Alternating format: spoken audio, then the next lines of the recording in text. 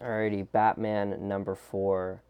I absolutely hate variant covers, but I was kind of forced to get this one because my LCS didn't have the cover A variant. This is kind of interesting. The Bat Belt, very cool, very cool.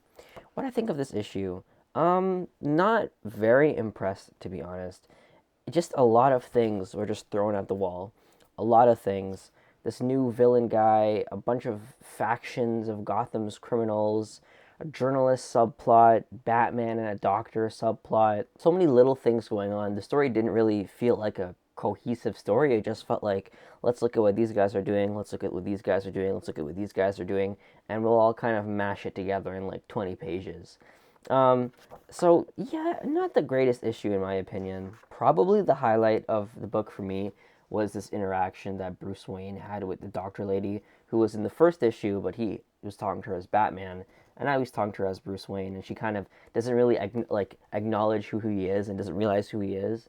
And at first, she doesn't even realize who she's talking to, and she's like, "Man, I wish Bruce Wayne could give us the funding for this." And he's like, "Well, you're in luck." So that was fairly amusing. And yeah, I don't know. Just wasn't really feeling this issue. The art, absolutely fantastic. Look at that. Like that's just beautiful. This I do. One thing I can say about this new series is, oh my gosh, the new bat suit is absolutely fantastic. It's probably my favorite bat suit of the last 10 years. Like honestly, it's absolutely beautiful. George Jimenez is fantastic on the art. Just yeah, I love the bat suit. It's great. But yeah, Batman's not really doing much. He's just doing a little investigating, a little interrogating, and yeah, that's pretty much it.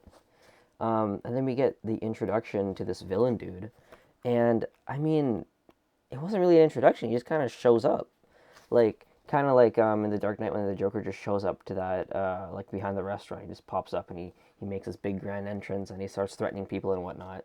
One thing I'll say, spoilers for this issue, is he kind of takes several crime head people of Gotham and it's like, hey, this is how we're gonna do things, and if you're not gonna do it my way, you're not gonna really like what's gonna happen. And to kind of prove his point, he kind of gets a family member of each crime boss and just kills them on the spot. And that I'm like, okay, okay, finally we're getting somewhere. Finally, I really didn't think they were gonna do it, but they kind of went through on it and they killed the there's a freaking penguin there too, and they off the penguin. I think there was a nun and like some young guy, and oh my gosh, those are kids. I think that's a kid. Pretty sure that's a kid. Damn, they freaking killed the kid. Oh dang. Okay. Yeah. So that was okay. At least we finally have a villain that has some gravitas to him. But like I don't really know anything about him. He just seems like some weird crime lord guy. And again, like he doesn't really introduce at all. He just kind of popped up and is like, okay, I'm the new bad guy. Deal with me now. I'm gonna kill some people. So yeah, it wasn't as grand of an introduction as the cover was really promising us. So I don't know. I really don't know. It just really was not feeling this issue. The series started off so great. I absolutely loved the first issue. Second issue was also pretty solid, and the third issue just kind of fell off. This is kind of going on the downward trend of like, meh.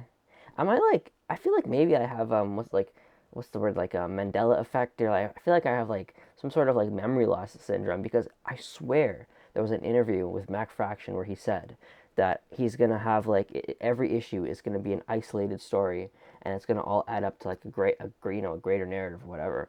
But in the last two issues, issues 3 and 4, this one, it no, like you can't read this issue by itself and know what's going on. You need those other issues to understand what's going on here. So like I don't really know what he was saying with that, because this is not a standalone issue. I really like that about the first two issues, where like those were definitely, you could read that by itself without any context. You'd get something out of it. But with these 3 and 4 issues, issue 3 and 4, not at all. Absolutely not at all. Um, and yeah, so just not it at all. Also, I'm just gonna go on a little side tangent about these shitty variant covers, because this isn't even a variant cover. What this is it's literally a regular Batman number 4, and they just stapled an extra piece of paper onto it. And you're paying literally an extra dollar to get this like cardstock paper, paying an extra dollar for it, and they give you another ad at the back, bro. So not only do you get the original ad that in Batman number 4, you get another ad. So like you're literally paying to get this little cardboard thing and then another ad. You're literally paying to look at more ads, which is like, bro, I genuinely hate variants so much. Like it pisses me off. Like I'm a cover A till I die type of person.